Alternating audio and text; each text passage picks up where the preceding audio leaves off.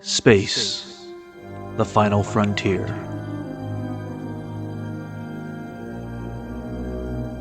Join us for a bold conversation. Our prime directive? To recap our favorite Star Trek shows, both new and old. To engage in debate about all things Trek. Prepare to energize with phasers set to stun.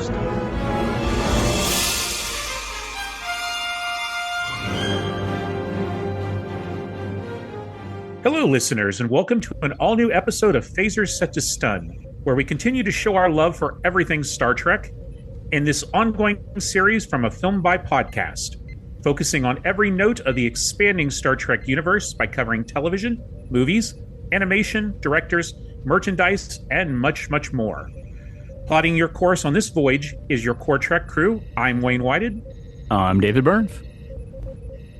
And in this episode, we're going to take a more detailed and closer look at the musical side of Star Trek The Next Generation, specifically the musical scores for the episodes and the composers that created them. Now, David, you and I have been lovers of film and television music for a long, long time. Oh, yeah, we have. That's for sure. Yeah. And we follow the works of John Williams, Jerry Goldsmith, James Horner, and many of more. But we've really never sat down and discussed our likes and dislikes when it comes to TV music and films and scores for TV episodes. No. You know, I know we both love TV work. Mm-hmm. You know, I've always been a big fan of TV composers like Stu Phillips from Battlestar Galactica and Buck Rogers. And of course, Jerry Goldsmith's works on The Waltons and The Man from U.N.C.L.E. And of course, John Williams, you know, when he produced scores for Irwin Allen like Lost in Space and Land of the Giants. But let's hear from you. What are some of your favorite TV composers and scores? So there's so many out there, Wayne. You and I could probably talk all day about different composers, television and stuff like that. One of the ones that you turned me on back in the 90s, I believe it was of course John Debney, his Class of 61, which was a beautiful score. It is. Joel Goldsmith's Stargate SG-1, some fantastic pieces throughout that. I'm with you on the Waltons. I think Goldsmith's score for that is absolutely brilliant and beautiful. Ramin Djawadi's stunning music to Game of Thrones. Max Richter's score to The Leftovers. If you've never seen that, it is just a beautiful piece of music. That's great. Again, there's just so many. We could sit here all day and talk about these. Yeah. Well, we're here to talk about Star Trek, though, and I know we're both big fans of the works done by the various Star Trek composers for the television series. So let's talk Star Trek The Next Generation. And I think we'll start by discussing the main theme.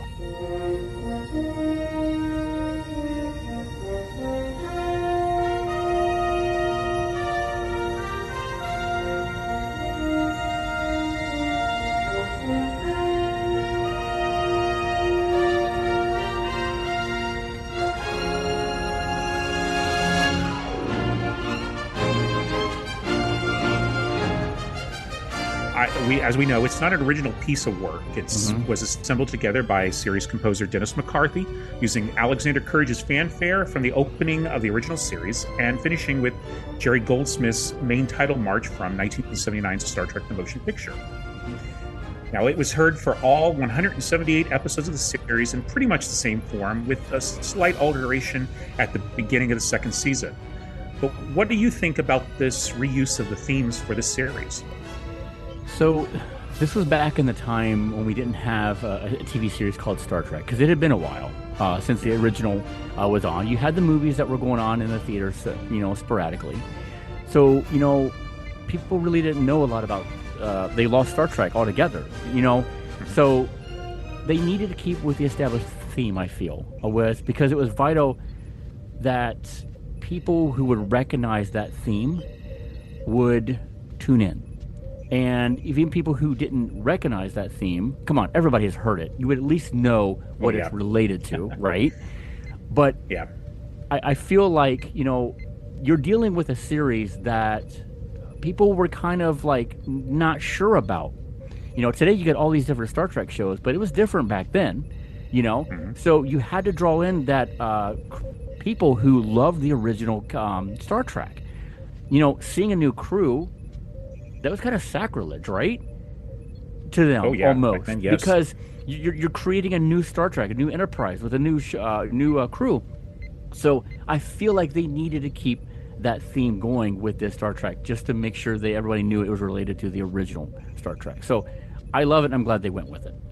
Yep, you hit it right on the nail. That's exactly the reason why they went with this, because Dennis McCarthy had written a new theme for this series, but they decided not to use it exactly for the reasons why you said.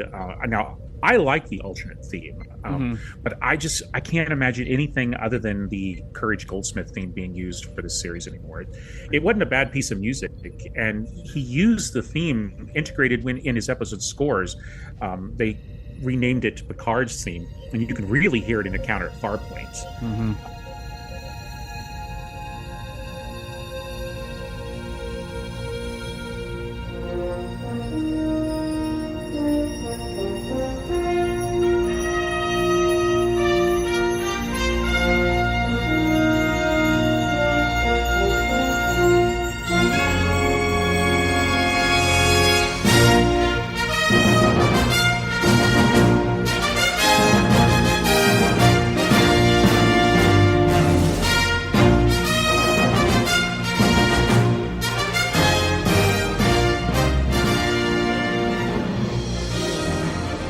But it's a good theme. But I mean, Goldsmith's theme is Star Trek.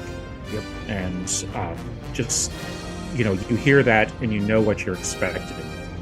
But if anyone's interested in hearing what almost became the main theme of the Next Generation, it is at the end of the CD soundtrack for Encounter at Farpoint that was released by Crescendo Records back in 1988. So if you can get a hold of a copy, it's a neat thing to listen to. Also, David, did you know that each episode's main and end titles are different recordings? No, I didn't realize that. Yeah, this is rather funny, but because of the union agreements and licensings that were in place back in the 80s and the 90s, it was just cheaper and easier to just re-record it every time for each and every episode. That's crazy. Each composer would just re-perform the themes at the beginning before they performed their episode scores, and you can hear it, like every composer, it's like a fingerprint the way they conduct, and if you listen very closely, you can hear those very subtle differences between the episodes depending on which composer. I can really tell the difference between Ron Jones and Dennis McCarthy, especially in the early seasons. Jones is a little more louder, and there's a lot more strings, and just a little more flourish than McCarthy, who kind of sticks to the way the original one had been composed by Goldsmith. Interesting. I'll have to pay attention to that now, because I didn't know that. That's crazy. Yeah, it's odd how things work, and it's not like that now with the unions, but it's the reason why a lot of soundtracks back then were released as new recordings. Nowadays we get these re-releases of soundtracks, and you'll see that they include the original score and the album. It's because they're different, and that's the reason why. Cool. Good to know. All right, so now let's talk the composers. Considering that the series ran for 7 seasons and 178 episodes, the Next Generation only had 3 main musical composers working on the series that would rotate. That's really rare for a series that brings a brand new original score for every episode each and every week, since at the time it was common for a series to reuse scores for past episodes tracked in to save costs. So let's start with the composer from the pilot that we've already mentioned, Dennis McCarthy. When he started working on the series back in 1987, he was still relatively new to the television scene. He had gotten his start working on variety shows back in the early 80s and was the principal composer for both the Dukes of Hazzard spinoff Enos and the miniseries V: The Final Battle, and the regular series. I loved his music from V. I think it was fantastic. Oh, yeah, it is. McCarthy was personally chosen by Gene Roddenberry and would bring his unique mix of orchestra and synthetics to his music for the series. And I quote him from an interview he did. "The main request was to keep it lush and romantic and to try to sound like 100 players rather than the 38 that we used. I scored it in a romantic vein. Instead of playing up the science fiction, I used synthesizers to make the orchestral sound larger than it was." And McCarthy would stay on for the series for all 7 seasons, scoring 88 episodes in total. Well, that's a lot. It is. Well, Hired alongside McCarthy was, of course, composer Ron Jones, who would begin his duties with the second episode of the series, The Naked Now. Jones got his start with Hanna-Barbera, working on the musical scores for the cartoon series The Smurfs, which is close to home for me. And it's a spin-off, The Snorks. He would also work with TV composers Mike Post and Pete Carpenter and write scores for episodes of The A-Team and Magnum P.I. Just before beginning work on The Next Generation, Jones would be hired to be the principal composer of the Disney animated series DuckTales, woohoo, which he would work on alongside his Star Trek duties. Jones was again handpicked by Roddenberry and stated that he wanted to give each episode score its own unique orchestral palette and themes. Jones would find it difficult to work on Star Trek, and Wayne, you and I have talked about this countless times. And over time, he and executive producer Rick Berman would feud over the scores he produced, stating that Berman found his music too noticeable, which I call BS, and that Berman preferred the music to disappear into the background and be less melodic and more pad-like. Jones would continue to work on the series for the first 4 seasons, scoring 42 episodes. Jones was fired from The Next Generation under controversial circumstances near the end of the 4th season, and we know who caused that, so... Oh, yeah, and it was a big mistake, in my opinion. Absolutely it was. And that brings us to our third composer for the series, Jay Chataway. He worked as a film composer for most of the 80s, working on many B-movie action features like Silver Bullet, Invasion USA, Missing in Action, and the slasher film Maniac. The Next Generation would be Chataway's first regular television series work, and he began on the 3rd season episode Tin Man to replace Ron Jones, was originally assigned to the episode, but had to take a break due to his commitments on DuckTales. Chataway would come back for 3 episodes during the 4th season, again filling in for Ron Jones, and ultimately replacing him when Jones was fired. Chataway would score 42 episodes of the series and become the principal composer on Star Trek Voyager. Now, along with those 3 main composers, there were 4 others that were brought in as guest composers for the series, working on 1 episode each. Let's go over them to complete the set. Of course. So first, we have the only composer from the 60s series to return. Of course, that's Fred Steiner. He had composed music for 10 of the original series episodes, including the Corbomite Maneuver, Mirror Mirror, and Balance of Terror, and had been invited back by Gene Roddenberry to give the new series a bit of that original series flair. He scored the 3rd episode of the series Code of Honor. Just before his work on the series, he had been nominated for an Academy Award for his uncredited work on the score to Steven Spielberg's The Color Purple, along with Quincy Jones. Yeah, and there's been a lot of talk about Code of Honor. It's one of the least favorite and most people consider it the worst episode of the series, but his score is actually pretty good, but it's too original series in my opinion. It is. I agree with you on that.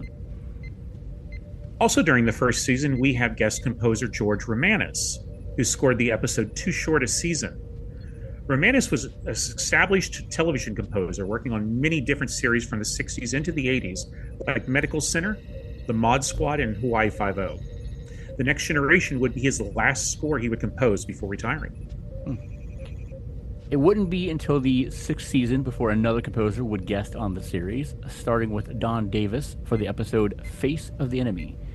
Davis has worked as an orchestra and conductor for Michael Kamen, Alan Silvestri, James Horner, and Randy Newman, as well as composing for the series Heart to Heart and Beauty and the Beast.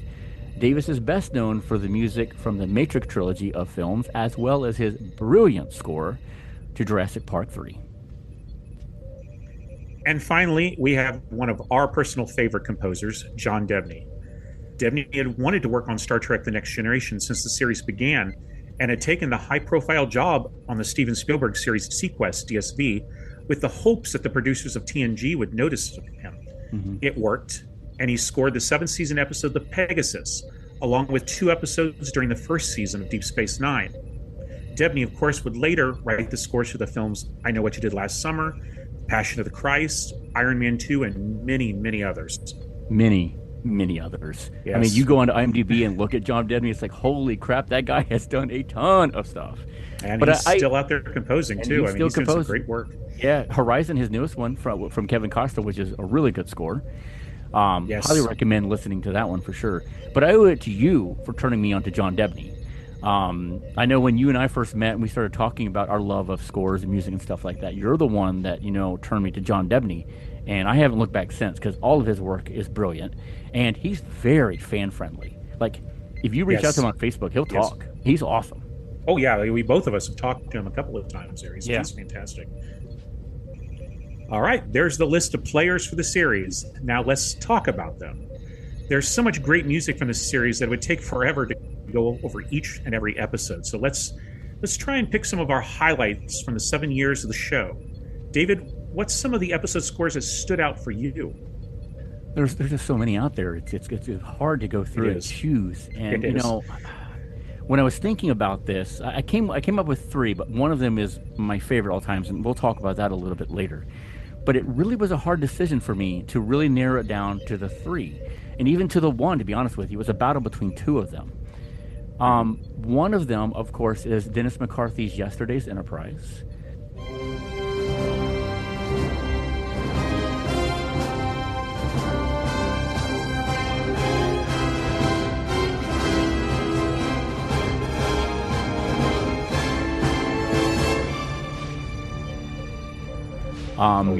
This was the first time I really noticed McCarthy, me personally, because this music really leapt off the screen to me. It gave us that sense of mystery and suspense, while also giving us some beautiful music toward the end. And of course, what I'm talking about is that piece, I think it's called Klingon's Skin of Teeth, which is like over 5 minutes in length. It really stretches the extent of this action-packed and emotional roller coaster we have been on with the crew. The music is all over the place, giving us a dramatic punch while giving us some great action complementing what we're witnessing on screen. That episode is fantastic, but the music just goes along with it, which makes it even better. I agree 100%. Yeah. Now, my other one, this is the one I was really torn. I wanted this to be my favorite.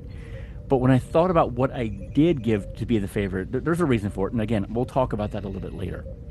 But my second one that I absolutely love, and of course, that's Jay Chataway's The Inner Light.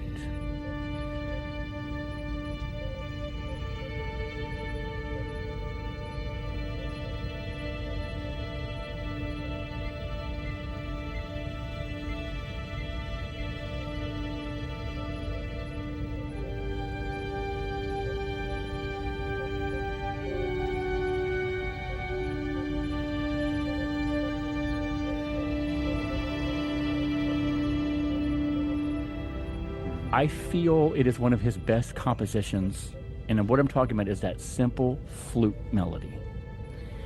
It is a haunting score, as it should be, since we learn as Picard awakens at the end of the bridge of the Enterprise that he spent an entire lifetime somewhere else. This music felt from deep down inside and just brings out not only emotions that this episode was trying to convey, but it also makes one think how they would feel if they were in Picard's shoes and went through this very thing. It is a beautiful score to a beautifully written and performed episode. My understanding, too, is that the original lyrics for this melody have also been written by several poets. Oh, I didn't know that. Yeah, which it makes sense. I mean, because it's a beautiful piece of music. It really is. It is. The whole episode is a standout. Yeah, I mean, it's the music just complements a great episode. It's incredible, and he's taken some of the music from that and written concert pieces for it. It's that good. It's good enough to perform in a concert setting. It's amazing how you can take just one instrument and just make something so dang powerful like he did with that. Just absolutely brilliant. It really is. So what about you? Well, I was just like you. It was really hard to narrow these down, but I narrowed it down to a few. One of my earliest favorites was from the episode Haven, composed by Dennis McCarthy. Yeah. I believe this was McCarthy's second score that he wrote right after Encounter at Farpoint, since the early episodes were aired out of production order. I love his music for the pilot, and it's because it sets the whole tone for the series to come. And Haven is like the sequel to the score.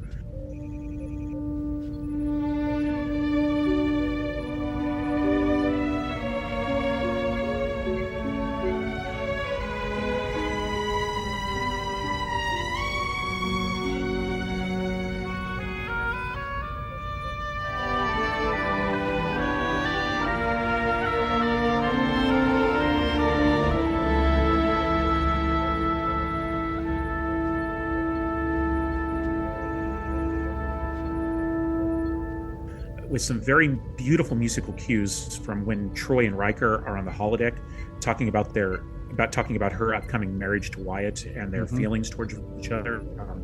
Plus, that last act of the episode opens with this reprise of the Cards theme that I mentioned earlier. Yep. It's exactly how Encounter at Farpoint opened. It's the principal theme that identifies the earlier seasons of the series. McCarthy has said that his music for this episode was strongly disliked by Rick Berman. So much so that McCarthy was certain he was going to be fired over it. I'm glad he wasn't. But because it's a great example of just like The Inner Light, of how music enhances a fantastic episode. Yep. And then I have to choose the Pegasus by John Debney. Of course, because I mentioned I was a huge fan of Debney's work. We both are.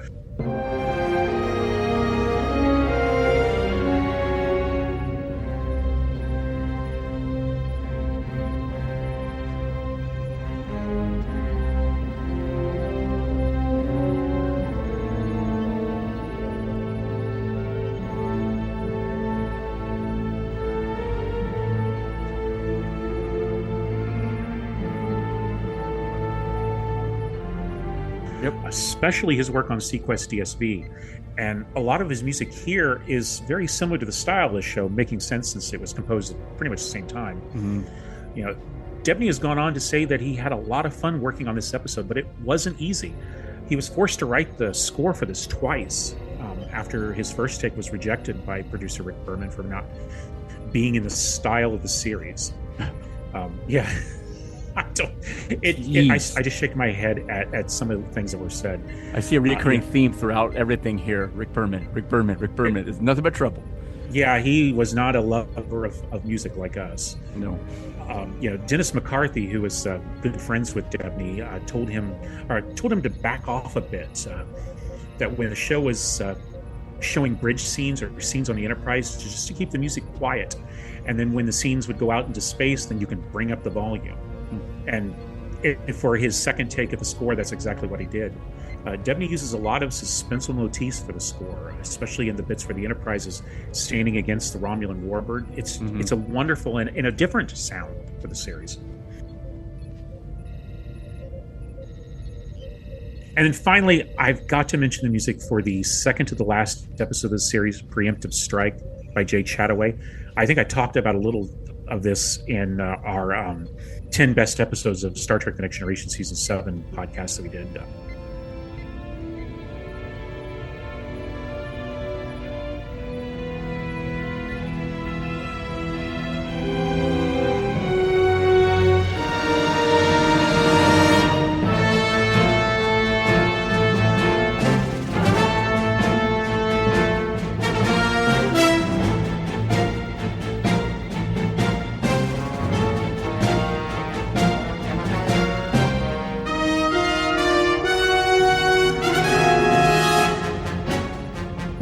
My favorite piece for the entire episode, one of the most beautiful pieces ever written for Star Trek.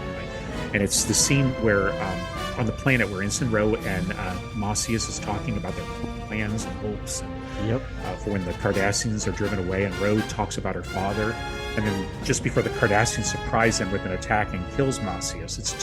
It's a beautiful string and flute piece, similar to what he did with The Inner Light, that just stands out far, far above the dialogue. It's an incredible piece. I had actually forgotten about that piece of music. You're right. That was really well done there. I don't know if Jeff will agree. He doesn't like Ensign Ro for some unknown reason. So anytime we mention Ensign Ro, he's like shunning us for some reason. I know. I don't understand him sometimes. I don't either. Get it together, Jeff.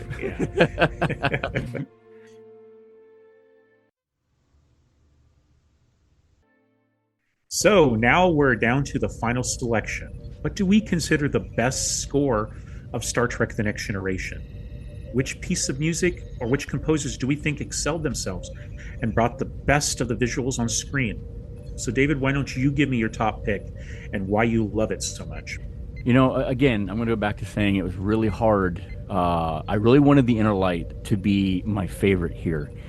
But the one I picked, and then the reason why it stands out, and I'll explain it here. So I went with Ron Jones' the best of both worlds.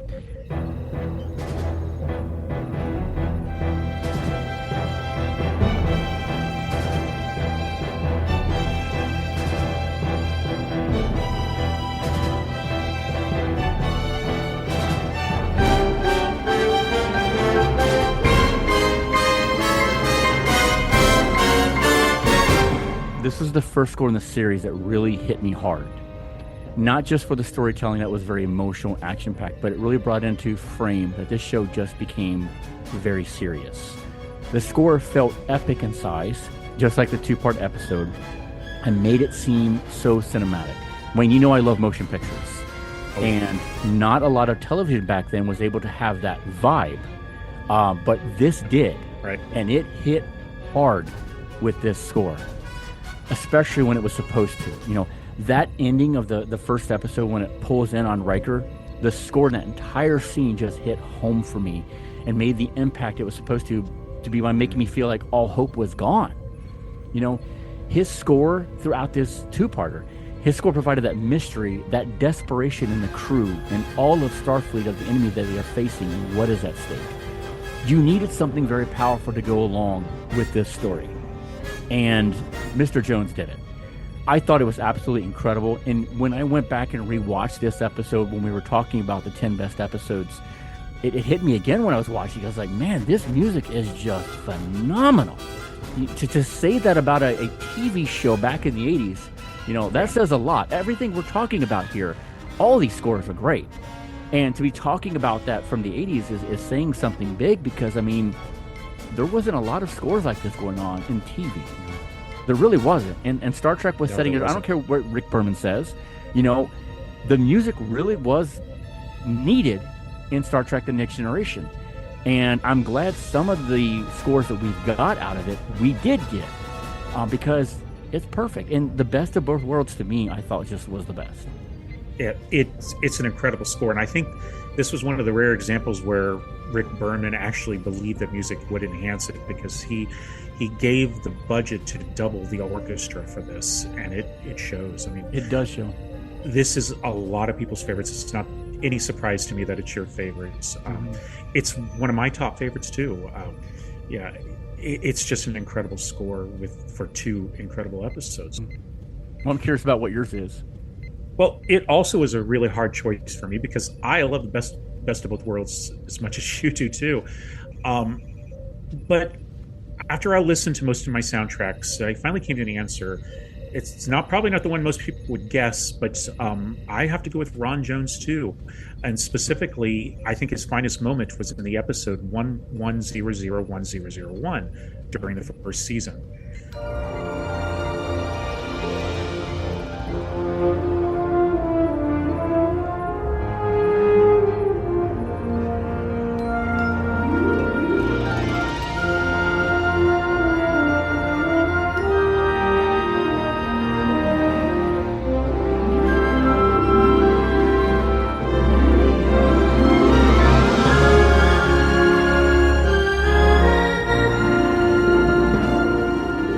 Jones's score is an absolute gem. He uses great orchestra set pieces, memorable electronic style for the biners, authentic jazz source cues, and a rousing finale featuring one of the best uses of Jerry Goldsmith's themes in the scores. You know, first of all, I mean, the episode opens with this incredible romantic melody for the Enterprise as it docks into Starbase 74, which is an incredible visual effect too. It's one of the best visual effects they ever done for the series. And the music matches what we see on screen. And we got a lot of those great jazz pieces for the scenes in the holodeck with Minuet and Riker. But the real centerpiece for this score is the Q stealing the Enterprise. And that's when the biners hijack the Enterprise and fly it out of the starbase. The visuals are incredible, but the music is one of the best action cues written for the series, hands down, in my opinion. It's very similar to what he would do for Best of Both Worlds later on, a few years later. It's loud, it's cinematic. You know, I'm sure it drove Rick Berman mad, but it worked so good. I wish they would have allowed to keep this music momentum on for the rest of the series, because you know, Ron Jones was really one of the best out there scoring for television at the time, as obviously we proved because we both loved his music. We both chose his music. Yeah, absolutely. I mean, that speaks volume right there that we both chose the Ron Jones score as our favorite. So yeah, I agree with you. Well, there's our top choices for the music. And to end this episode, now that we've piqued everyone's interest, let's talk about where you can go to listen to all this great music. Yes. Of course, you can always just watch the episodes themselves, which, hey, that's not a bad thing. I mean, it's not. Watching these episodes, rewatching them is always a great time. But this time, just sit back and carefully listen beyond the dialogue and sound effects to the brilliant music written for the series. Yep. But fortunately, a few of the record labels have made it a little easier to listen to the music of the next generation. Over the years, there have been many different albums of TNG music released to the fans and collectors, and much of it is still available to purchase from your favorite music outlets or directly from the labels themselves. David, why don't you tell us of the earliest ones? So back in the 90s, G&P Crescendo Records released 4 volumes of Star Trek: The Next Generation music during and right after the original run of the series. Volume 1 contains Dennis McCarthy's music for Encounter at Farpoint. Volume 2 is Ron Jones' score for Best of Both Worlds. Absolutely listen to that one. Volume 3 has a trio of McCarthy scores, Yesterday's Enterprise, Unification, and Hollow Pursuits. And Volume 4 features selected cues from Jay Chataway's episodes including Tin Man, Descent, Dark Page, A Fistful of Datas, among others.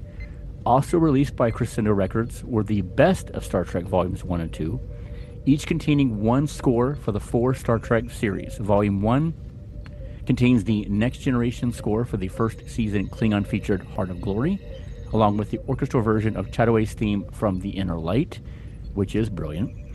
Volume 2 has select cues from the series' final episode, All Good Things. All volumes are still in print and available to buy, and both Volume 1 and 2 have been released expanded and remastered to both contain the complete scores to the episodes as well as the score to the episode The Arsenal of Freedom as a bonus. And in 2010, Film Score Monthly released what I think is still one of the best Star Trek sets ever to be produced. The Star Trek: The Next Generation, the Ron Jones Collection, containing 14 CDs featuring every cue that Ron Jones wrote for the 4 years of the series he worked on. Wow. It's monumental, but it's a beautiful set. It is incredible.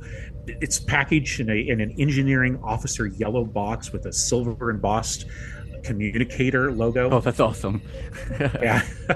It even has a nice little 160-page booklet with it talking about the interview with interviews with Jones himself. It even contains the music for the 2 video games that Jones scored, Star Trek Starfleet Academy and Star Trek Starfleet Command, as well as a whole disc completely filled with unused and alternate cues from the series. It's a massive collection, but worth a hefty price.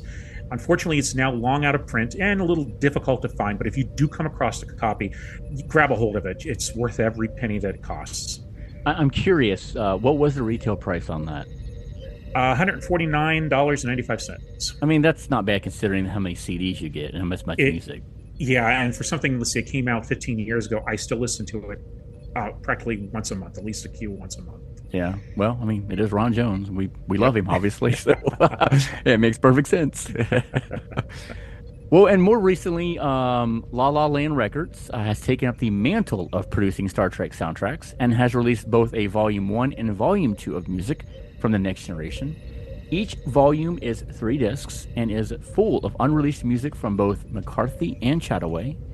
Volume 1 contains music from Haven, The Host, The Inner Light, Relics, along with the complete scores to Steiner's Code of Honor, Davis' Face of the Enemy, and Debney's The Pegasus. Volume 2 continues the wealth of great music with scores from The Last Outpost, Cause and Effect, Preemptive Strike, Hide and Q, and includes a complete score to Romanus. Too short a season to top it off. Continuing on with the release as 2 more offerings. In 2016, they released Star Trek: The 50th Anniversary Collection with music from all parts of Star Trek, including music from the Next Generation episodes The Hunted, Coming of Age, Contagion, and much more, as well as treasure trove of various source and background cues from the series. And finally, to end their decade of Star Trek releases, La La Land brought out Star Trek: The Final Frontier Collection in 2023, a 4-disc set, which each disc featuring music from The Next Generation, Deep Space Nine, Voyager, and Enterprise. Disc 1 of the set contains music from Redemption, Time Zero, Lower Decks, plus much, much more. While the others have now went out of print, The Final Frontier is still available from La La Land website and other CD suppliers. And that just about wraps it up for this episode of Phaser Set to Stun, our look back at the music to Star Trek The Next Generation. We'd like to open a subspace channel to our listeners and hear just what you thought about this podcast, your opinions on the music of Star Trek, and of Star Trek in general. Who knows, we might just mention you on a future show. Of course, you can email us at afilmbypodcast@gmail.com. Find us online at afilmbypodcast.com. Follow us on Facebook, Instagram, and X. And if you're looking for more exclusive content or swag, you can join our Patreon and find out what exclusive gems are hidden within. Thank you, David, as always, for joining me and the listeners for this deep dive discussion into the musical world of Star Trek. Of course. It was a blast, as always. Yeah, I always love talking about music to you. Oh, yeah, I agree. You know, it kind of reminds me, I remiss thinking about the times that you and I would go on long trips with those books of CDs, and we would listen to just tons of music on those trips. Such great memories. I know. I discovered so many Horner scores listening to yours. You listened to so many of mine. It was great times. Absolutely. If you haven't already done so, go back and check out our 7-part season-by-season look at the best episodes of Star Trek The Next Generation, where we break down the series and give our opinions of what you need to watch and what you can skip over. And of course, there's more to come for Phaser Set to Stun. David, what do we got to look forward to later this year? Well, sometime this summer, we are going to be getting the highly anticipated Season 3 of Strange New Worlds. And of course, we will be tackling each episode every week through the run of the entire season. Then, which I'm very excited about, then we get to dive into, just like we did Star Trek The Next Generation, we are going to go season by season of Star Trek Deep Space Nine and give our listeners what we think are the 10 best episodes of each of those seasons that should be watched. And I cannot wait to do that because I've not seen Deep Space Nine in a very, very long time, same as Voyager. Yeah, neither have I. So I cannot wait to dive into this series again and watch and remember what I have forgotten, to be honest with you. So I'm excited for this. I hope you are too, listeners. Both of us, along with our fellow crew member Scott Hoffman, look forward to joining you again next time on Phasers Set to Stun. Hailing frequencies closed.